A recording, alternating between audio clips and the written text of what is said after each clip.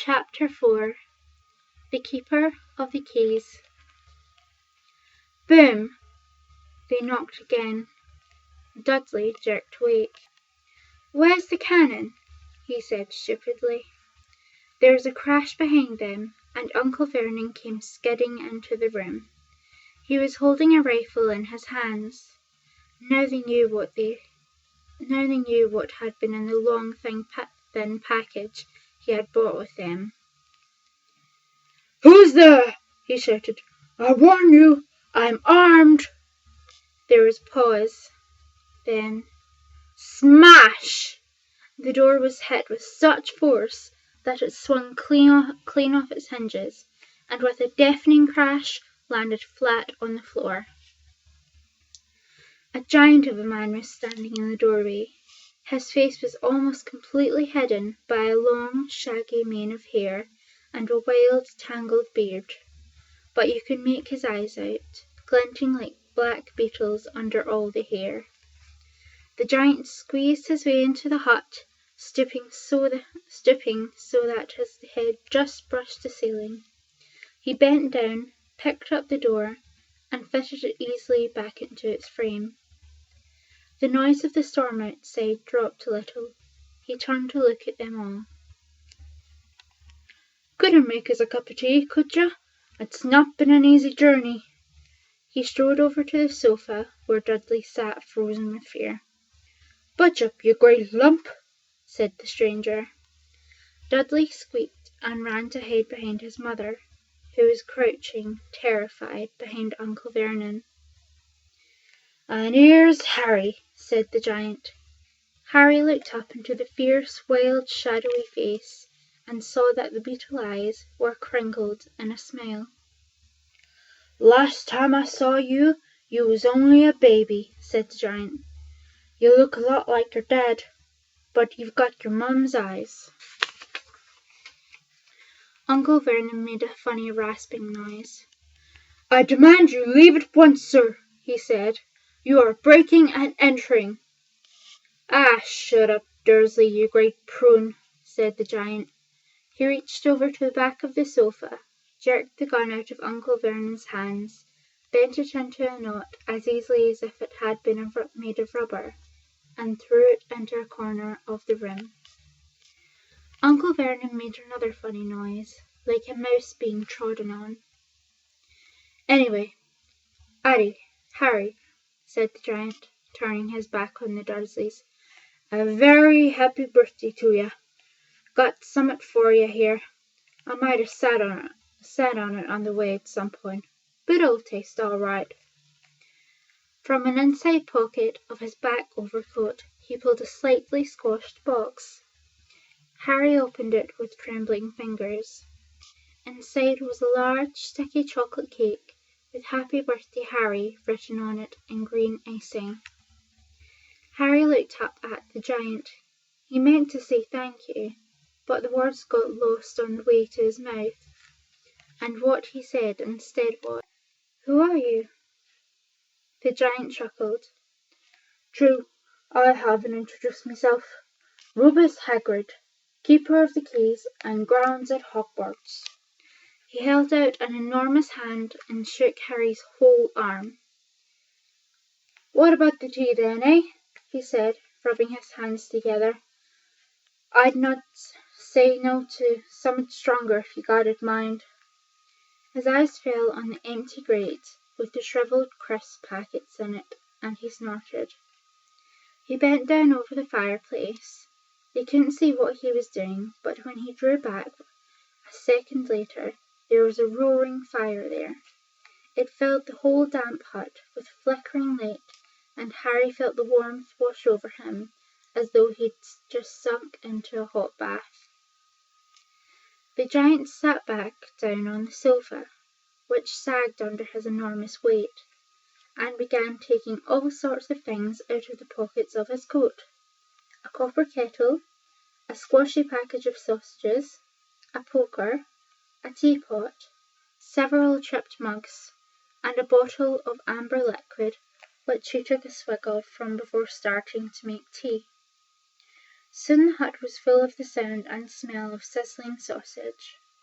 Nobody said a thing while the giant was working, but as he slid the first 6 fat, juicy, slightly burnt sausages from the poker, Dudley fidgeted a little. Uncle Vernon said sharply, "Don't touch anything he gives you, Dudley." The giant chuckled darkly. "Your great pudding of son don't need fattening any more, Dursley. Don't worry." He passed the sausages to Harry, who was so hungry he had never tasted anything so wonderful, but he still couldn't take his eyes off the giant. Finally, as nobody seemed to explain anything, he said, "I'm sorry, but I still don't see why you are here." The giant took a gulp of tea and wiped his mouth with the back of his hand. "Call me Hagrid," he said. "Everyone does. And like I told you, I'm a keeper of keys at Hogwarts. You know all about Hogwarts, of course." No," said Harry. Hagrid looked shocked. "Sorry," Harry said quickly. "Sorry!" barked Hagrid, turning to stare at the Dursleys, who shrank back into the shadows. "It's them that should be sorry. I knew you weren't getting your letters, but I never thought you wouldn't even know about Hogwarts, for crying out loud. Did you never wonder where your parents learned it all?" "All what?" asked Harry. "All what?" Hagrid thundered. "Now wait just a second." He had leapt to his feet. In his anger he seemed to fill the whole hut. The Dursleys were cowering against the wall. "Do you mean to tell me," he growled at the Dursleys, "that this boy knows nothing about anything?" Harry thought this was going a bit far. He had been to school, after all, and his marks weren't bad. "I know some things," he said. "I can, do maths and stuff." But Hagrid simply waved his hand and said, "About our world, I mean. Your world, my world, your parents' world." "What world?" Hagrid looked as if he was about to explode. "Dursley!" Uncle Vernon, who became very pale, whispered something that sounded like Mimblewimble. Hagrid stared wildly at Harry. "But you must know about your mum and dad. I mean, they're famous. You're famous." "What? My mum and dad weren't famous, were they?" "You don't know? You don't know?" Hagrid ran his fingers through his hair, fixing Harry with a bewildered stare. "You mean you don't know what you are?" he said finally. Uncle Vernon suddenly found his voice. "Stop!" he commanded. "Stop right there, sir. I forbid you to tell the boy anything." A braver man than Vernon Dursley would have quailed under the furious look Hagrid now gave him. When Hagrid spoke, his every syllable trembled with rage. "You never told him what was You never told him what was in the letter Dumbledore left for him. I was there. I saw Dumbledore leave it. Dursley, and you kept it from him for all these years." "Kept what from me?" said Harry eagerly. "Stop! I forbid you!" yelled Uncle Vernon in a panic. Aunt Petunia gave a gasp of horror. "I'll go and boil your heads, both of you," said Hagrid. "Harry, you're a fucking wizard." There was silence inside the hut. Only the sea and the whistling wind could be heard. "I'm a what?" "A fucking wizard, Harry, of course," said Hagrid, sitting back down on the sofa, which groaned and sank even lower. "And a thumping good one at that, I'd say, once you've been trained up a bit, of course. With a mum and dad like yours, what else would you be? And I reckon it's about time you read your letter." Harry stretched out his hand at last to take the yellowish envelope, addressed in emerald green to Mr. H. Potter, the Floor Hut on the Rock, the Sea. He pulled out the letter and read: Hogwarts School of Witchcraft and Wizardry. Headmaster, Albus Dumbledore. Order of Merlin, First Class, Grand Sorcerer, Chief Warlock, Supreme Mugwump, International Confederate of Wizards. Dear Mr. Potter, we are pleased to inform you that you have a place at Hogwarts School of Witchcraft and Wizardry. Please find enclosed a list of all the necessary books and equipment. Term begins on the 1st of September. We await your owl by no later than the 31st of July. Yours sincerely, Minerva McGonagall, Deputy Headmistress. Questions exploded inside Harry's head like fireworks, and he couldn't decide which one to ask first. After a few minutes, he stammered, What does it mean? They await my owl. Galloping Gordons. That reminds me, said Hagrid, clapping a hand to his forehead with enough force to knock over a cart horse, and from yet another pocket inside his overcoat he pulled an owl, a real, live, rather ruffled-looking owl, a long quill, and a roll of parchment. With his tongue between his teeth, he scribbled a note which Harry could read upside down. Dear Mr. Dumbledore, given Harry his letter, taking him to buy his things tomorrow. Weather's horrible. Hope you're well. Hagrid.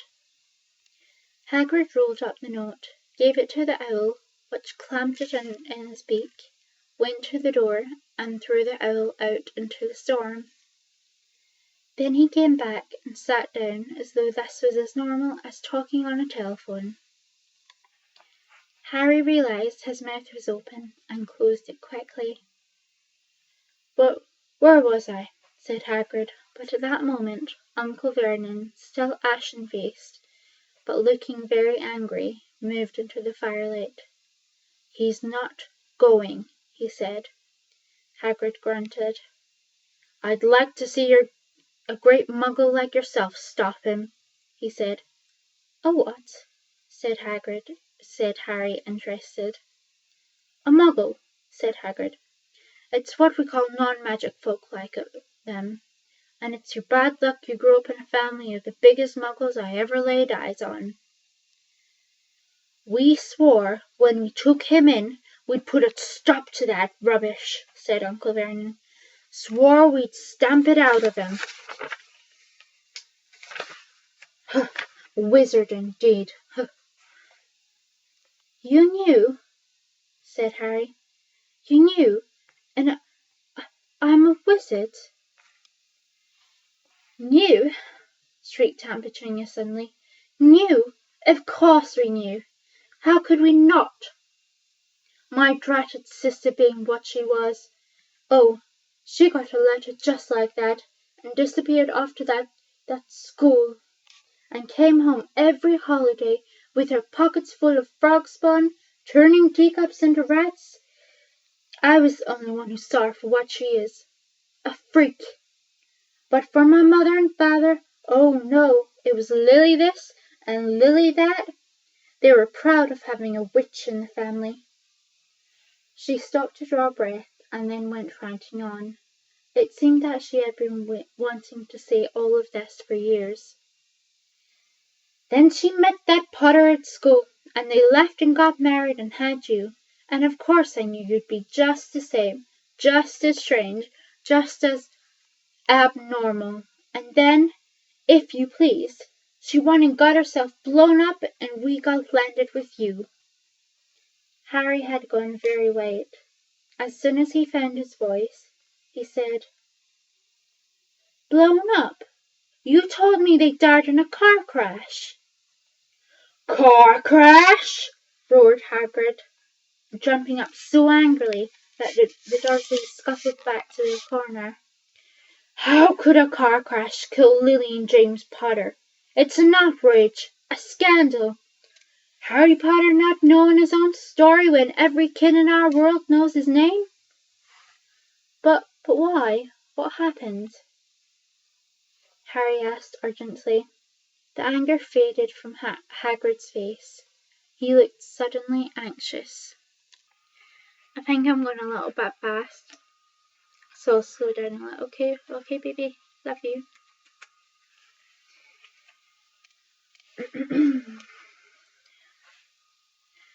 I never expected this, he said, in a low, worried voice. I had no idea, when Dumbledore told me there might be trouble getting hold of you, how much you didn't know. Ah, Harry, I don't know if I'm the right person to tell you, but someone's gotta. You can't go off to Hogwarts not knowing. He threw a dirty look at the Dursleys. Well, it's best you know as much as I can tell you. Mind, I can't tell you everything. It's a great mystery, parts of it. He sat down, stared into the fire for a few seconds, and then said, It begins, I suppose, with a person called... But it's incredible you don't know his name. Everyone in our world knows. Who? Well, I don't like saying the name if I can help it. No one does. Why not? Gulping gargoyles, Harry. People are still scared. Blimey, this is difficult. See, there was this wizard who went bad. As bad as you could go. Worse. Worse than worse. His name was... Hagrid gulped, but no words came out. Could you write it down? Harry suggested. Nah, can't spell it. All right. Voldemort. Hagrid shuddered. Don't make me say it again. Anyway, this wizard, about 20 years ago now, started looking for followers. Got 'em too. Some were afraid, some just wanted a bit of his power, 'cause he was getting himself power all right. Dark days, Harry, dark days. Didn't know who to trust, didn't dare get friendly with strange wizards or witches. Terrible things happened. He was taken over. Of course, some stood up to him, and he killed him. Horribly. One of the only safe places left was Hogwarts.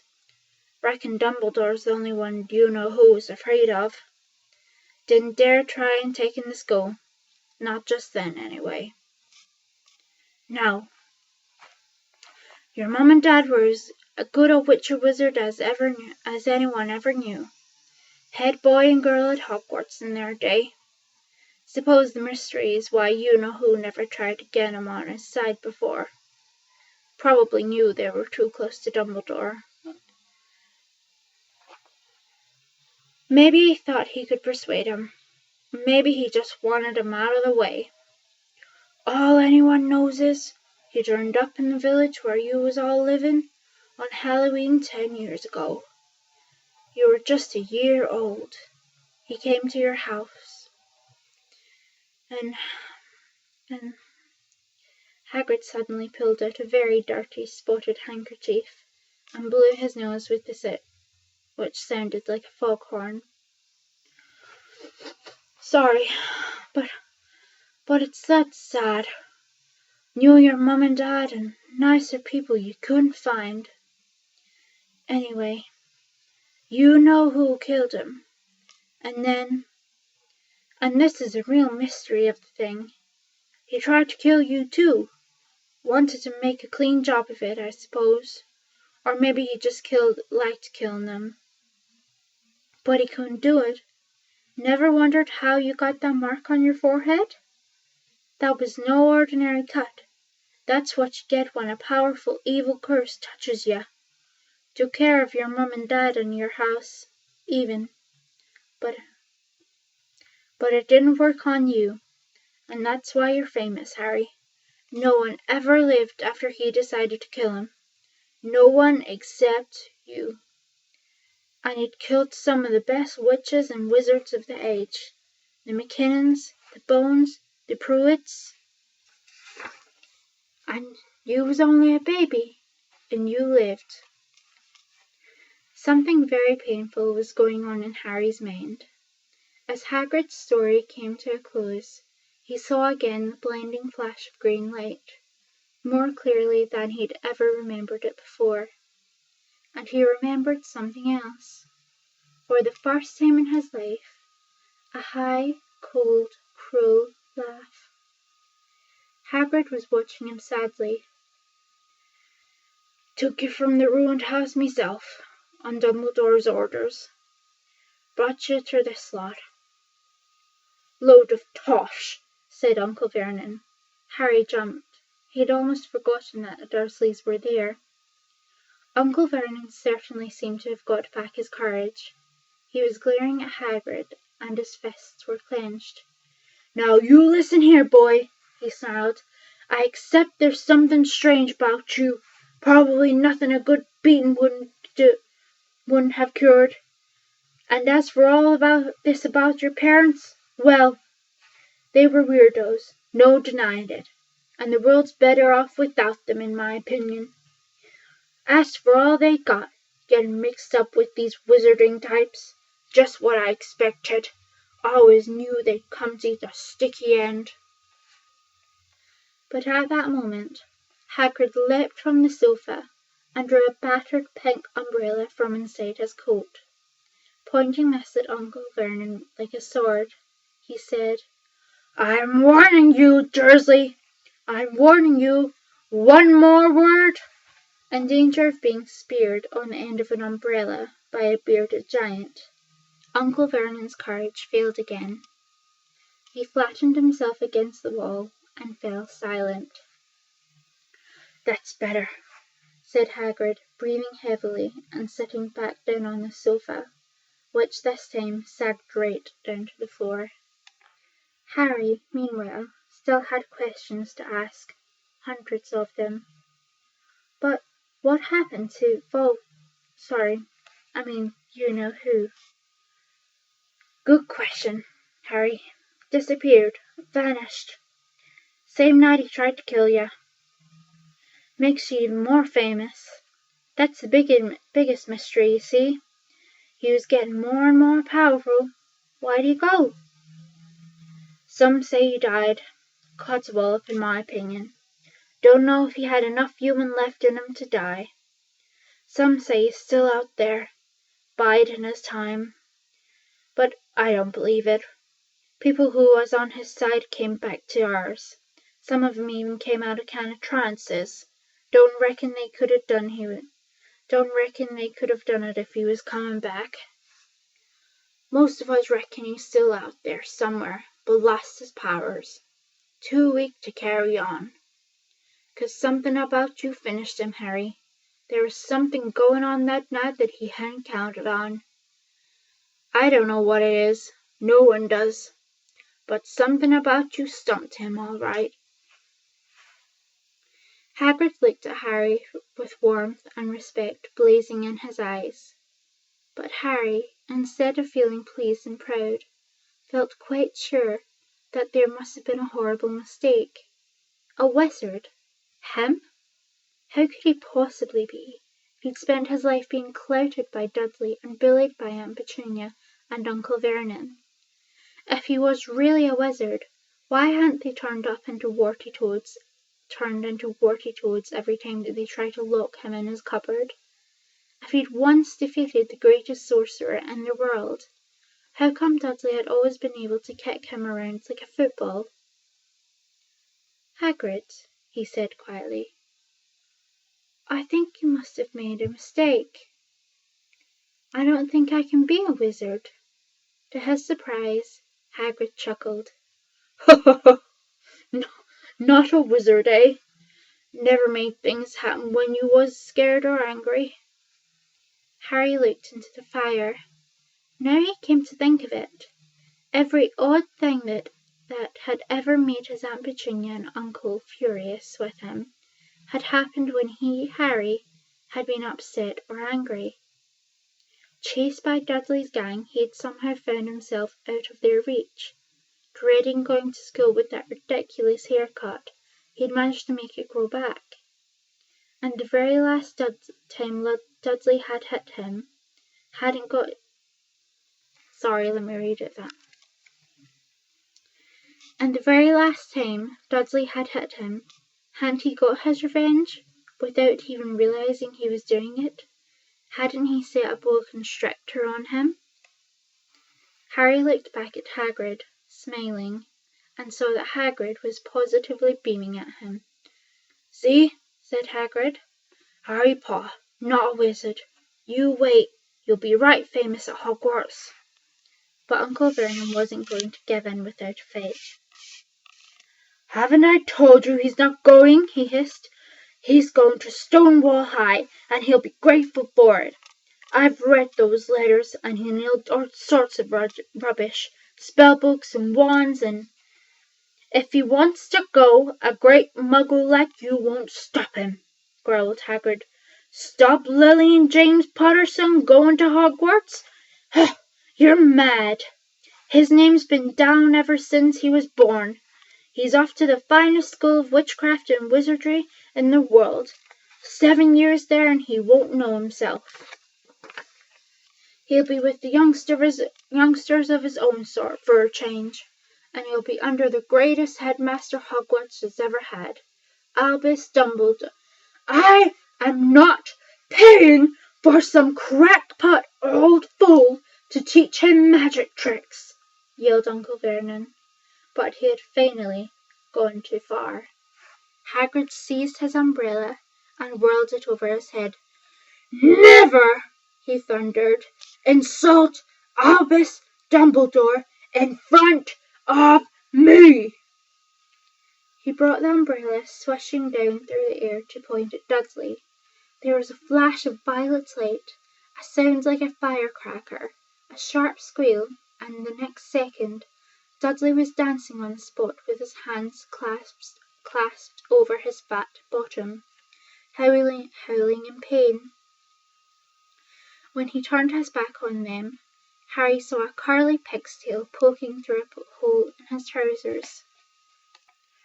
He brought them. Uncle Vernon roared.